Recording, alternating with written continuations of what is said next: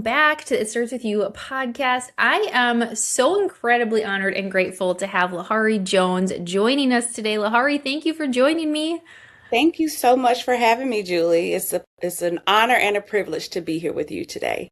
Oh my goodness. So, this is one of the reasons that I really love making actual connections with people through LinkedIn, through social media. So, Lahari and I met on LinkedIn. She joined us for one of our executive forums that we host at Savvy, where we bring together different leaders within organizations, executive level leaders from different industries, and we talk about key topics. And when Lahari joined us for one of the forums and was sharing her thoughts and experiences around leadership and specifically around AI, me and my team were like, would you join us on the podcast? Because we just really loved your energy and your perspective. So that's what we're going to be talking about today on the podcast.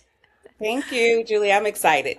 Yeah, so let's do a little bio, let's do a little intro for Lahari, and then we're going to just jump in to all the things. So Lahari is really a builder at heart of leaders, of culture, and spaces where people feel seen, supported, and capable of more than they imagined. Her career has really been shaped by a deep belief that when you invest in people with intention and clarity, you transform not only performance, but lives. And she's spent years designing leadership experiences and talent systems that do exactly that. She's really most energized when helping leaders find their voice, navigate change with confidence, and step fully into their impact. Outside of work, she stays rooted through service, lifting others, giving back to the community, and creating pathways of opportunity just as others had created those for her. At every stage of her journey, her purpose has really stayed the same: build with heart, lead with courage, and elevate people and places that she's called to serve. Oh, I love that. I love that. So I love reading the bio because first of all, it's just important, I think, for us to hear that back for ourselves. Like, oh yeah, that's me. But also, can you just share a little bit of your background, a little bit of your career journey, and then we'll jump in from there. Oh, absolutely. So I appreciate you reading my bio. You're right. When you hear things about yourself, you're like, oh, that is pretty cool. Yeah. Um, and so for me, like when I think about the span of my career, everything centers around people. I think that your people in your organization, if you're not engaging your people, if you're not leading your people to help them grow, then your organization stays stagnant. And I think that people are the heart of a culture. And if you're doing things as a leader to help bring people along with you on a journey, helping them understand the why, sometimes there's going to be hard business decisions that you have to make. But when you have built that trust with your organization, then they're going to understand why those decisions are made. And I think that as leaders and building other leaders, we have to be intentful with what that looks like. And so throughout my career, that is the thing that I have honed in on and always been a part of how I led is really honing in on the people skills, leadership development. But one of the things that I'm truly passionate about is my community work. I think that the work that you do inside of an organization also transcends to the work that you do in the community. And I'm a huge believer of building people up in my community as well. And so that's very important to me. So the things that I do inside work and the things that I do outside of my personal life, they mirror one another. And it's all about championing people. Love that. And that focus on people, I think that's like a perfect transition for us to talk about the AI piece because I love, like, you have such a focus on people. And you said, I jotted words down as you were saying it, like being around people and building people up and trust, like these big words. And especially in the space that you've been in leadership and in talent, like that is so important. And there are so many, I think, concerns right now from Yeah. people in the workplace around how do we keep the people side? How do we keep trust when I feel like trust has been it's been hard to maintain, I think, for some people in some organizations. How do we keep the people focused when everybody's like AI and technology? And so I guess Yeah. just that's where I want to start is knowing that you also, we're in organizations and working on AI and how do we implement AI in the organization? Let's start with like, how do you maintain the people with the AI? Yeah, that's the challenging part because the one thing that you hear AI, it's fear, right? It's going to take all of our jobs. I don't believe that to be true. Are there going to be some jobs that are going to be impacted by AI? Absolutely. But you can't take the human element out of things. There's going to have to be a human component when it comes to AI and really helping people understand that.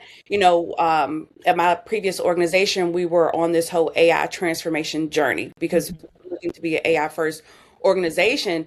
And when looking at how we set up the learning strategy for that is really how do we dispel or take the fear out of people not wanting to even incorporate AI into what they're doing. And how I looked at that is we have to talk about how you use AI and leverage it in a way that's going to help you. If you can use AI and it takes something that took you 2 hours to do, and now it only takes you 10 minutes to do, that other time you can use on strategic work, you can use on other things, you can use on skill building. And so really helping people understand that AI is here to be a thought partner and is here to help you increase your business acumen and enhance your skill set. But it's dispelling the fear that it's going to take all jobs. I don't believe that there's people out there that probably do believe that, but I think from a humanistic and a human capital standpoint, we have to help people understand how to leverage AI in a way that's going to help build them and it's going to help grow their skill set, not that it's going to take their job. I love that. Is there anything like, were there any strategies or conversations that you were a part of or having within the organization? Like, were people, I guess first, were people vocal about sharing those fears? And what was done? Because that's a very real thing. And we're hearing that all the time on all the forums that we host when I talk to organizations. So it's like people are always looking for, as a leader, how do I have those conversations with people? Yeah, so I'm part of, we have this organization in Charlotte called OD Roundtable. So it's Organizational Development Roundtable, and it is HR leaders throughout different companies in Charlotte, North Carolina. Hmm. And we have said in these meetings and we talk about best practices. Like some companies are not doing anything. Some companies are so far advanced, but we're talking about how do we take this whole AI journey and transcend it in a way that is going to be beneficial to not only systems but to budgeting, to all of these things. And yes, there are going to be jobs that are going to be impacted, but one of the things that we've talked about and the strategies that we've used is really getting the baseline assessment of where our people are. So one of Mm. the things that we did at my previous organization was we asked questions in one of our poll surveys to say, hey, where are people from a fluency standpoint? Are they just AI aware? Are they starting to use AI? Are they optimizers of AI? Are they champions of AI? And really honing in on where people are. So then if we have people who are starting at that grassroots level, then all right, then we need to help these individuals understand, okay, what is generative AI? Let's have a AI one-on-one course to really help people understand what it is. And one of the things that we had talked about earlier is everybody uses Google. When you type in something in Google, you're using AI. So really helping people connect the dots and connect the dots and say, hey, even though you're not buying into it, you kind of already bought into it because you're using it, but you may not even know that you're using AI. So when breaking it down into layman's terms and helping people understand you're already using it, I kind of attribute it to like I always explain it like when cell phones first came out, right? We had the flip phone. Now everybody has a smartphone. And so you went from that flip phone to that smartphone, and you have 2 year olds who can use a smartphone. And so it's all about evolution, and evolution is going to change. Evolution is going to evolve, and we're going to evolve with it. There were times I'm like, I can't use this. Like, this smartphone is doing too much. And now we can do it with our eyes closed. I think AI is the same thing. The difference with AI, it is changing at such a rapid pace. And that's the thing. And because it's changing so much, that's why I am always figuring out what AI can do for me, right? Not what can I do for AI, what can it do for me, and how can I leverage it in a way that I'm using it as a thought partner versus doing all the work for me. And so that's how I challenge my AI. I'm a proponent of Claude. I did chat GPT for a while, but now I'm married to Claude. Like I really like the way that Claude works. But Anthropic has a Anthropic Academy. So if you don't know how to utilize it, they have videos and tools and things to help you get abreast of AI and really take you on a journey. And I think we have to kind of slow down and really understand, number one, how your company wants you to use AI, because every is different. And so once an organization understands how they want to use AI, then you can roll out that strategy, and align it to whatever your business outcomes are. But I think that's the important piece, is really honing in from an executive team to say, how do we want to incorporate AI into our organization? And once we determine what that looks like, then we can then build the learning programs, build the systems around it. But as an organization, you really have to be intentful of how you want to leverage AI within your. There's so many goals. Like if those of you listening to the podcast, you need to pause and go back and re-listen because I was just trying to jot down. You just dropped so many very tangible things if you're working within an organization, especially. And I'll say, I think no matter the size of your organization, I know we Yeah. have people listening who are leaders within big organizations, and then we have people who are listening who might just be like solopreneurs or they have small businesses. This would apply no matter what, because like you said, it's here, it's the evolution, and really we can't run from it, and it can help your business, obviously, just the way that you scale it. But you said so many things. Like one thing I really love that you shared with us is that baseline assessment. And so, like, if you're, especially if you have a team of people, if you're in an organization, like asking them where they are at so that you're not just guessing, and that Yes. can give you a lot of information then of how to support people. So that was such a great tip. And then also, I love your point around the company needs, because this is top of mind. We just had an executive forum recently, and this came up a lot from people around like some companies set the strategy and how they want people to be using it, and then they kind of cascade it down to the teams. And tie it to business outcomes. And that's where there's getting more buy-in. And then there's a lot of organizations that aren't doing that, and people are just personally adopting it more, but it's not tied to the organizational outcomes. And so I Yeah. love your emphasis on there has to be a strategy, has to be tied to outcomes. The executive team has to be aligned to it, and then you can build from there. Yeah, absolutely. And I took this, I don't know if you ever heard of hacking HR, but I took it was a strategic AI for leadership certification course with Oh. hacking HR. And the one thing that the person stressed that was teaching the course was around governance. And Mm. that is the one thing I think is so important when organizations are mapping out their strategy for AI, is really honing in on your governance behind it. What is that going to look like? How are you going to safeguard your company's information? I know that some companies have, with Claude and Gemini and Chat, there are work accounts that you can get with those different AI tools. And so I think it's so important.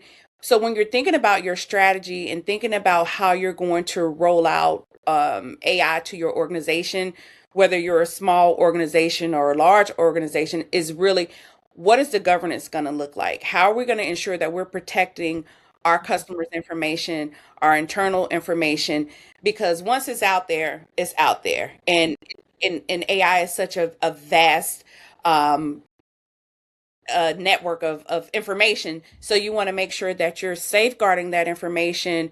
So really honing in and leveraging your legal um, and governance groups, leveraging your IT professionals to really hone in on what that looks like, because safeguarding information, in my opinion, should definitely be of utmost importance when you're mapping out what your strategy is going to look like. And I'm just like, personally very curious, but I know people listening are too. Let's talk just for a minute about the Claude ChatGPT, because I have been a chat user and I have been doing my research and like dipping my toe now into Claude and all of the conversations around all of its capabilities. So, what makes you lean towards Claude? Like, how do you feel like it has helped you the most in whether personally, business wise? Oh, absolutely. So I was a chat GPT woman. Okay. I was like, chat is it, and I can do all the things. Your buddies?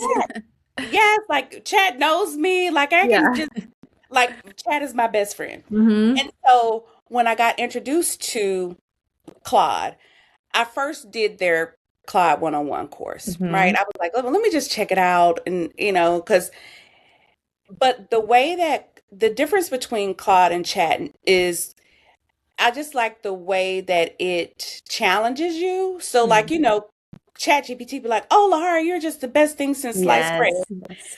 And so then Claude would say, so for example, I could ask Claude, "Hey, I need your thought partnership on this proposal that I'm writing or whatever." Hmm. And Claude would tell me, "Hey, Lahari, here's where it's good, but here's where you need to make some changes, or you may need to think Hmm. about this differently." So it really was being used as a thought partner and really helping me. But of course, your prompts really matter. Like prompt Yeah. engineering is huge. So one of the things for me when it comes to engineering, I will tell, and I did this in chat and Claude, and so I still use chat, but I'm more partial to Claude right now, Hmm. um, because Claude, when it creates your PowerPoints and your decks, it's just so very clean. Hmm. Um, it puts it in a way that tells a story, and I think storytelling, of course, is so very important. And so Hmm. the way that it designs things, I have had Claude build apps for me, all of these That's things amazing. that it can do. And so that's why I'm more partial to Claude.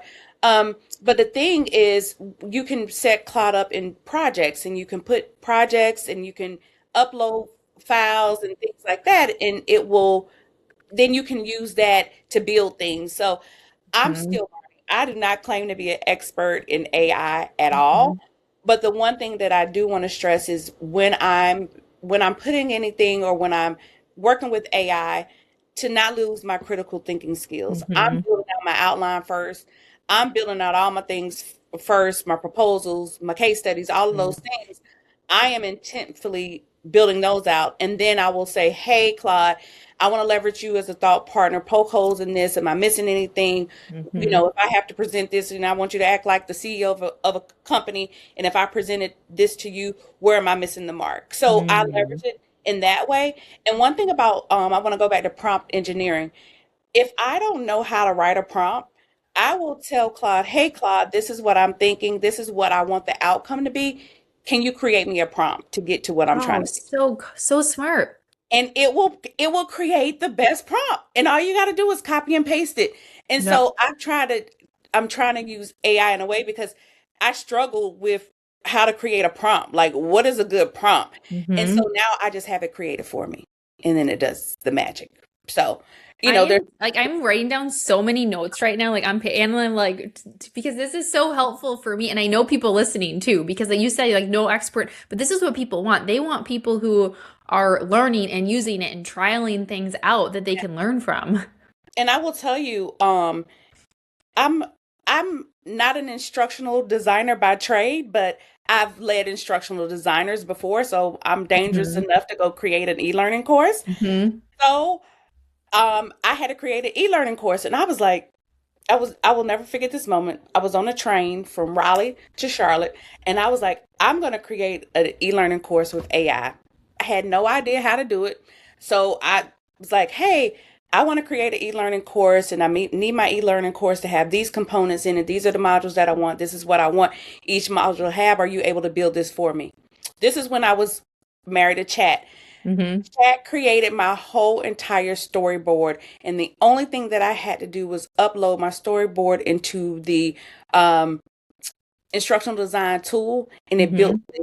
the entire e-learning in 30 minutes. And so when I did that, I was just so taken aback, like, wow, it's it's helping me do my job faster, so then I can focus on other things, right? Because it, something that would have taken an instructional designer so much time to build, now Yep. they can work on other strategic things, right? It's Hmm. not taking your job away, because you still have to put the information into chat, but it also enables you to think about your job differently. And I think that is the important piece Hmm. when you think about bringing talent into an organization. You're going to start looking at the skills that they have when it comes to AI, and how are they leveraging AI? How are they using AI to make their job better and to make them more marketable as an employee, right? And so Hmm. I think we have to just look at it differently. We don't have to Hmm. change certain things. Certain things are just going to remain the same. But when it comes to AI, if we're not evolving, and we got to evolve fast, we Hmm. have to make sure that we're keeping up with the trends and the way that AI is running. And so, and that plays into your talent acquisition. It plays into how are you retaining your employees, and then how are you setting your employees up for their next thing. So all of Hmm. that is important, and leveraging AI has to be part of that game plan or your Hmm. company. And I will tell you, if you're not using AI in some form or fashion, even if it's in the infancy phases of using it, you have to be leveraging it at this point in your Hmm. organization. And that example of the e-learning course, I was like, if those of you who are just listening, like I'm like just nodding my head because that's my background as well. I worked in talent development, and while Mhm. I did a lot of like in classroom development and training, I did stretch my skills into the e-learning space, which is always like when I was told I was going to be on an e-learning project, I was like, oh, because the tech side, but Right. that could take, I mean, it would take us months to build those courses because you're talking to the business partners, you're getting the content, and then you're, especially for those of us who were like learning all of the tools on how to build an e-learning, it could take us months of time. So when I hear that now, that you can build these e-learnings in such a shorter amount of time, and like you said, it's allowing you to be more efficient. And also when I think of like, wow, all the extra time that can be freed up then for the strategic things, thinking more strategically about how can you support the development Yep. of the organization. For me, when I was in that type of environment, like I could have spent more time than with the business partners, building those relationships with the business partners and getting Yep. to know the different business units. Like, so I love that.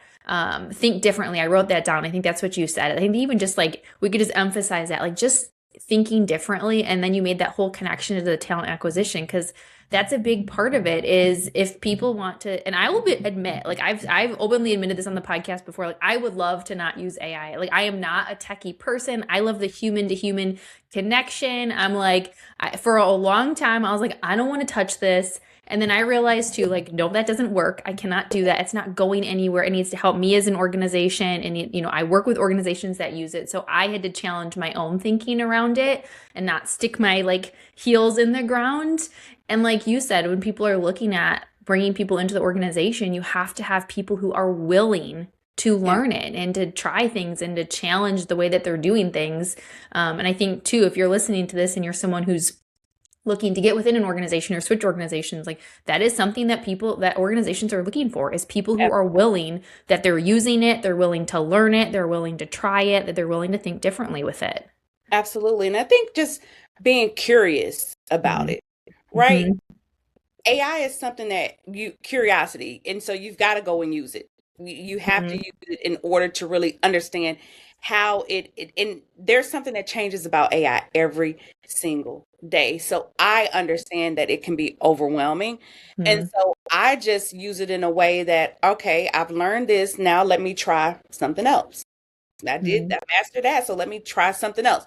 And so it's just always iterating on what you've already learned and just Mm-hmm. continuing that learning. And when you think about learning and development, learning is a continuous cycle. It's something that never stops.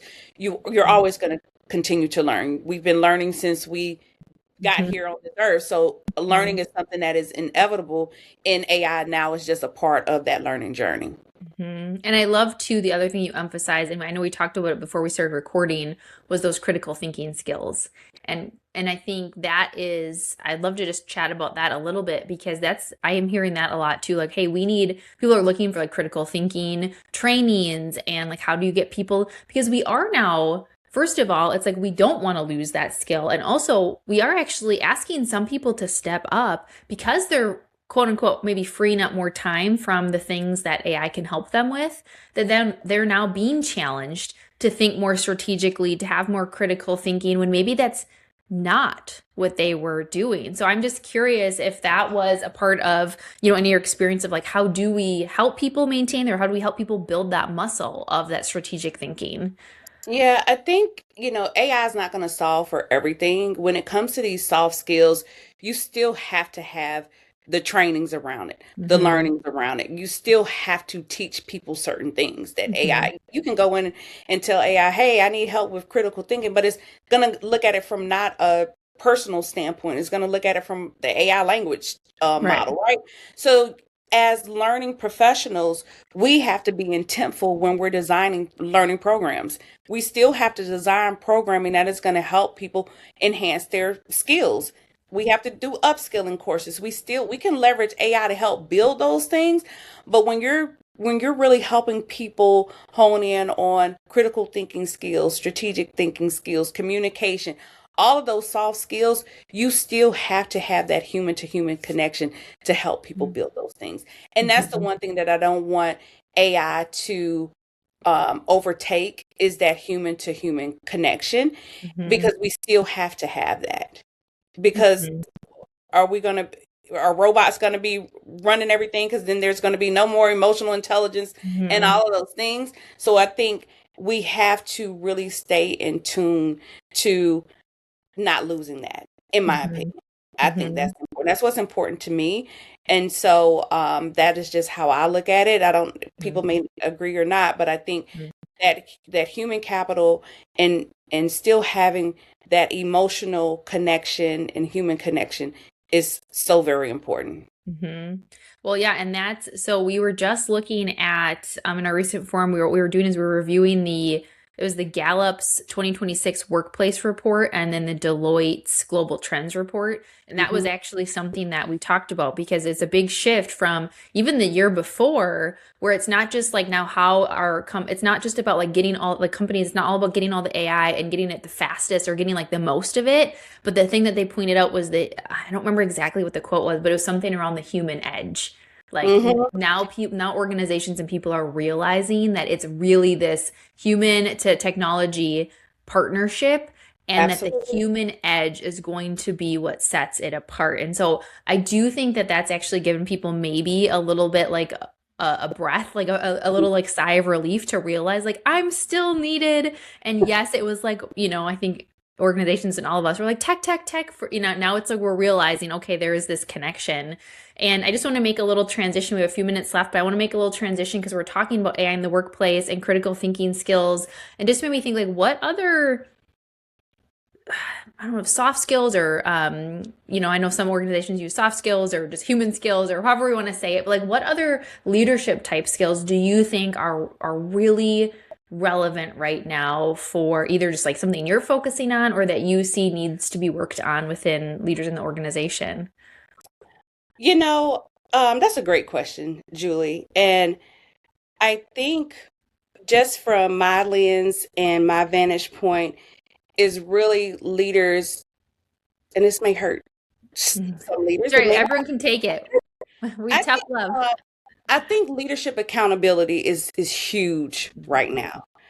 And I think because AI is making everyone, move at a lightning pace, and just so fast paced, that we're forgetting to really hone in on accountability Mm-hmm. because we're moving so fast. And I think that leaders have to sometimes pause and really hone in on, am I losing my people because we're moving too fast? And also, clarity, I think, is so very important when it comes to leadership, and it comes to, we're with us moving so fast, and all organizations are moving fast. I don't care what industry you're in. Like we talked about this in our OD roundtable. Literally, this was a topic of discussion around where can leaders show up better, and it's around setting clear expectations, right? Communication. If you're communicating something after the fact, you're losing your people, right? So Mm-hmm. making sure that you're giving timely communication, and then holding yourselves and others accountable. Those would be Mm-hmm. some of the things that I think that really we have to make sure that we are driving those skills home, and we're incorporating those skills into everything that we do as leaders. Mm-hmm. I have said it's so interesting that you say it. Thank you for sharing that because I have said the word like expectations and accountability so much with my clients lately around like working with the organizations and there's just like this frustration. I think you just hit on it too, where it's sometimes they're just the leaders are tasked with so much and I feel like leaders are expected to do more than ever now with all of the things going on. They're just moving so fast. And then there's this frustration of like, why are people leaving or why aren't they happy or why aren't they doing what I want them to do? Why aren't they it's like a lot of the times it's unsaid expectations and like unmet accountability. That's what I've been saying. And so you just hit on it because that's what I'm seeing as well is just maybe just like taking a step back and realizing like, did I actually set the expectations for Yeah, my team? And am I consistently holding them accountable and myself accountable? absolutely. And that's the important piece. Because as leaders, I can raise my hand. I have Mhm. failed at that before. Oh yeah. And Oh so yeah. I get it. And so I understand it. Mhm. But in the way that work is changing, the way that learning is changing, we have to do those things. And if we're not communicating, if we're not clarifying, if we're not doing those things, we're gonna lose our people. And Mhm. really leaning on your teams, like I get it. Executive leaders, there is a lot of work to be done. There is so many changes in the workplace. Layoffs are inevitable. That's just par for the course. It's going to happen. Mhm. And it doesn't feel good. But I think that, as leaders, the people that you hired them for a reason. Allow them to use their expertise. Allow Mhm. them to, and sometimes they may fail, and you're there to Mhm. support them to bring them along on a journey. But if you hire someone for a specific expertise, allow them to use that expertise because that's what they were hired for. And delegate your work. Like you're hiring people and to leverage them for a skill set. Leverage them Mhm. for that skill set so that you as leaders can do other things. Trust your people and trust the people that you hired to do the work, and that's going to hit the bottom line. It's going to tie to your business objectives, and then be able to move the needle forward in your go forward plan. And so I think that's the important piece. Mhm. Okay, mic drop. Like if I could drop my mic right now, I would just mic drop moment there because that was I don't know, hopefully somebody listening just like felt that because I know I'm working with a team right now where there's trust is eroding because if people don't feel like their leader is giving them the autonomy to do things or if they're not trusting that they can do their job, like it affects all of it. And that just really starts to impact the team. So that was just so insightful to share. And I know for people listening, again, it doesn't matter what size of organization or team you're in, like that is at the core of it. And also, then if you're feeling that burnout and you're not holding yourself accountable, it might be because you're not delegating, because you're not trusting your team, you're not leaning on them. And when you're being tasked with creating AI in the culture and driving all these initiatives, like you can't be the one doing all the things. So thank you so much for sharing that.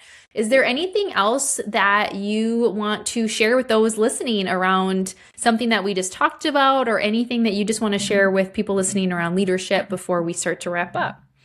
The last thing that I will leave the viewing audience with is as we embark on this whole AI transformation journey, is just really be intentful with the way you roll it out to your organization.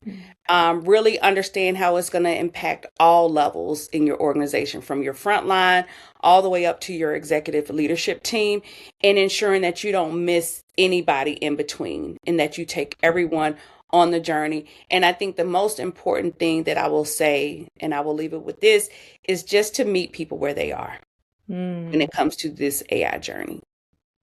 I love that. Thank you for sharing that. I really appreciate you sharing that. Thank you for joining us. I absolutely loved our conversation. I know I'm taking away a lot of tips, and this was actually, I know my team is probably grateful too because they've been pushing me to try Claude too. And I was like, all right, this is my little push. So I appreciate the tips. I know our listeners absolutely do. If someone's listening and they want to follow or stay connected, where can they connect with you? Sure, you can connect with me on LinkedIn. I'm just Lahari Jones. That's Lahari Jones on LinkedIn. And I would love for you to follow me and connect with me and have some conversations. So, Julie, thank you so much for having me. This was so much fun. And if you ever need me to come back, just let me Oh know. yeah, I feel like we need a round two because All before we right. hit record, we were also talking about like three other topics. So I'm like, I think we already are going to need a part two. So those of you listening, you want more Lahari, stay tuned because we'll look at doing a part two. We'll also make sure that we put the link to your LinkedIn in the show notes. So those of you listening can just click right on that. Thank you so much for joining me. Thank you everyone for listening. Again, one of the greatest things you can do to let us know you love this episode, reach out to me, reach out to Lahari, share this episode with people. And let us know like what you really liked about it. And of course, on podcasts, leaving us a 5-star rating and review goes such a long way. Thank you so much for listening, and let's all go out there and start using some more AI in our work. Thank you. Thank you, Julie.